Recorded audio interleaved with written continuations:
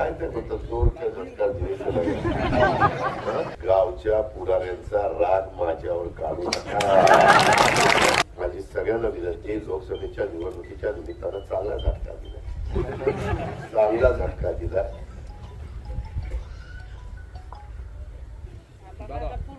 चोर काय ते म्हणतात चोरच्या झटका द्वेष लगा. चोर का झटका द्वेष लगा. आता तसं काही होऊन देऊ नका. आता मी तुमचं प्रतिनिधित्व करतोय. गावच्या पुढाऱ्यांचा राग माझ्यावर काढू नका.